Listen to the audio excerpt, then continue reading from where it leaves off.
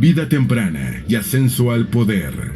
Nabucodonosor II nació en la región de Caldea, ubicada al sureste de Babilonia, en el año 634 a.C. Su nombre verdadero es Nabucodonosor, que en acadio vendría significando Nabu, preserva a mi primogénito. Nabu es el dios babilónico de la sabiduría y la escritura. Los israelitas de Canaán lo conocieron como Nabucodonosor, nombre con el que también se hizo popular gracias a los pasajes de la Biblia. Cuando Nabucodonosor II nació, su padre, Nabopolassar, ejercía como general del ejército del Imperio Asirio, el cual tenía el dominio de Babilonia. Pero en el año 626 a.C., el Imperio Asirio se encontraba bastante debilitado, pues debido a su vastedad, se hizo difícil poder tener el control total, en especial por el costo económico que eso implicaba. Cuando vieron que necesitaban apoyo para seguir controlando Babilonia, acudieron a Nabopolassar, y este se negó a ayudarlos. Al año siguiente, en el 626, el padre de Nabucodonosor fue coronado como rey de Babilonia, y por el lapso de 10 años se mantuvo en combate con el Imperio Asirio.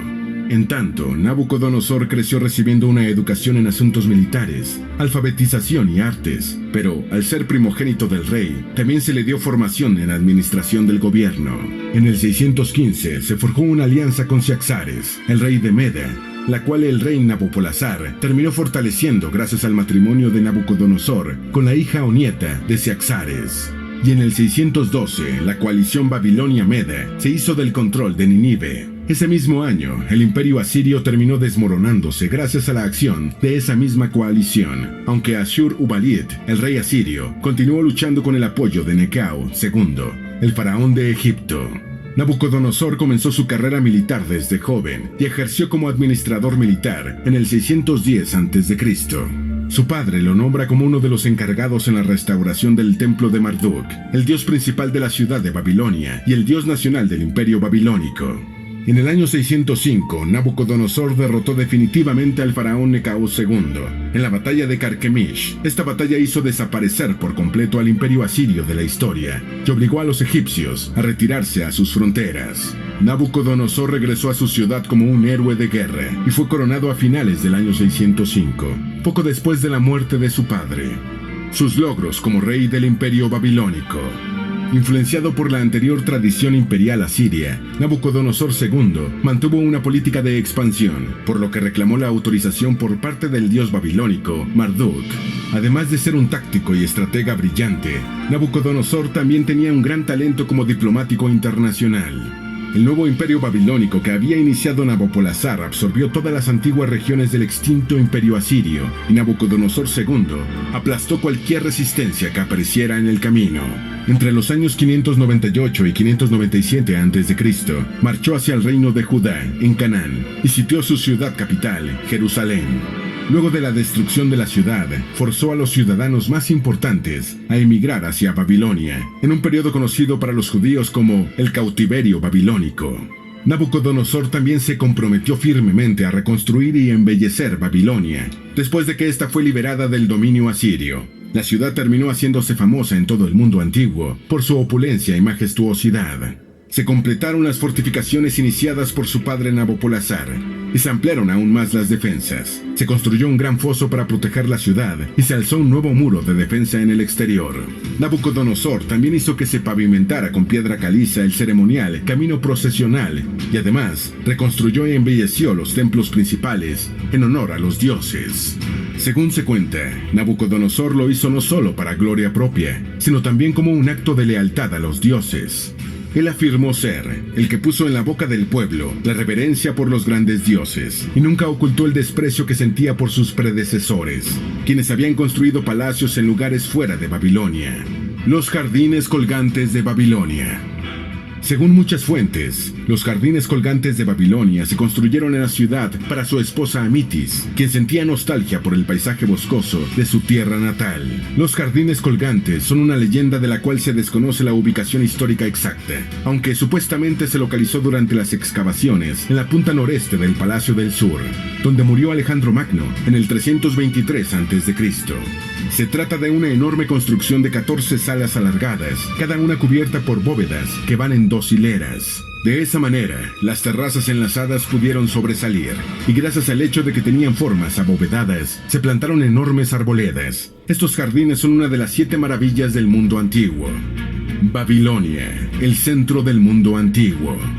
La famosa Puerta de Istar, que forma parte del camino procesional que conduce al corazón de la ciudad de Babilonia, también fue embellecida y las paredes del camino fueron decoradas con imágenes de leones, el animal sagrado de Istar, la diosa babilónica del amor. También se usaron imágenes de dragones, toros y flores, todas en oro. Ya en el año 600 a.C., Babilonia era tan impresionante que se le consideraba el centro del mundo antiguo. Una tablilla de arcilla que data de esa época fue descubierta en las ruinas de la ciudad de Sipar, al norte del territorio babilónico, y presenta el mundo girando en torno a Babilonia. Esta tablilla pretende ser un mapa del mundo, pero en realidad margina a la mayoría de las regiones que rodean a Babilonia, incluida la misma Sipar. El origen del mapa es seguramente babilónico, y es posible que esta pieza sea una de las muchas que buscaban honrar el reinado de Nabucodonosor II. Nabucodonosor II es descrito en muchas fuentes históricas como un gran rey que no solo restauró a Babilonia a su antigua gloria, sino que la transformó en una ciudad de luz. Bajo su reinado, Babilonia se convirtió en una tierra que no solo era maravillosa de contemplar, sino también un centro para las artes y las actividades intelectuales. Dentro de los muros de la ciudad, las mujeres disfrutaban de los mismos derechos que los hombres, y las escuelas y los templos eran abundantes. Bajo el gobierno de Nabucodonosor, la alfabetización, las matemáticas, las ciencias y la artesanía florecieron junto con la tolerancia y el interés en los dioses de otras religiones y creencias de otras culturas. Nabucodonosor murió pacíficamente en el 562 a.C., en la ciudad que tanto se esforzó por restaurar después de un reinado de 43 años. Pero luego de su muerte, la gran ciudad de Babilonia no duraría mucho, ya que cayó en manos de los persas en el año 539 a.C., y los esfuerzos posteriores de Alejandro Magno para restaurarla nunca la elevaron a las alturas que había tenido bajo el reinado de Nabucodonosor II. Nabucodonosor en la Biblia. Nabucodonosor es un personaje importante en el libro de Daniel, en el Antiguo Testamento de la Biblia. El profeta Daniel presenta a Nabucodonosor como el rey que lo lleva cautivo, tanto a él como a otros jóvenes hebreos, a Babilonia. Según el texto bíblico, Nabucodonosor admite 2 veces el poder del Dios de los hebreos. Primero, cuando Dios salva a 3 de los compañeros de Daniel de un horno de fuego. Y segundo, después de que el mismo Nabucodonosor sufre un periodo humillante de locura, predicho anteriormente por el mismo Daniel. En el relato de este profeta, una voz desciende del cielo declarando que pronto el rey se volverá loco, algo que efectivamente sucedió. En el versículo 30 del capítulo 4 del libro de Daniel, se manifiesta textualmente que fue separado de la gente, comió hierba como los bueyes, y el rocío empapó su cuerpo hasta que el pelo y las uñas le crecieron como si fueran plumas y garras de águila. La locura le duraría 7 años, tal como lo había predicho la voz del cielo. Luego de que se cumplió el tiempo, la cordura del rey se restablece, y este alaba al Dios de los hebreos. El consenso entre los estudiosos e historiadores es que el libro bíblico de Daniel es solo ficción histórica. Los judíos de esa época, como muchos otros pueblos antiguos, creían que Dios residía en el templo dedicado a él. Cuando Nabucodonosor II destruyó el templo de Jerusalén, literalmente destruyó la casa de Dios. La clase sacerdotal tuvo que encontrar alguna explicación para sustentar tal desdicha. La conclusión a la que llegaron los judíos fue que habían sido descarriados por otros dioses y creencias, y no prestaron suficiente atención al culto exclusivo de su Dios Yahvé. En la era conocida como el período del Segundo Templo, entre el 515 a.C. y el 70 después de Cristo, el judaísmo fue revisado a la luz del cautiverio babilónico para enfocarse en la creencia y práctica monoteísta. Y al mismo tiempo, las narrativas que se convertirían en las escrituras se fueron editando para adaptarse a ese nuevo enfoque. Babilonia y Nabucodonosor II tuvieron un trato hostil en la Biblia, donde se caracteriza a menudo a Babilonia como una ciudad de pecado y maldad, y al rey Nabucodonosor II como un tirano obstinado que, al final, reconoce el poder de Dios. No es sorprendente que un pueblo que se sintió víctima de un rey lo represente negativamente en sus narrativas, pero esto no significa que tales narraciones sean históricamente precisas. Miles de años después de su gobierno, el nombre de Nabucodonosor sigue presente en sus edificios y en la literatura antigua. Las ruinas de la Babilonia de Nabucodonosor se extienden sobre 2000 acres, formando el sitio arqueológico más grande del Medio Oriente.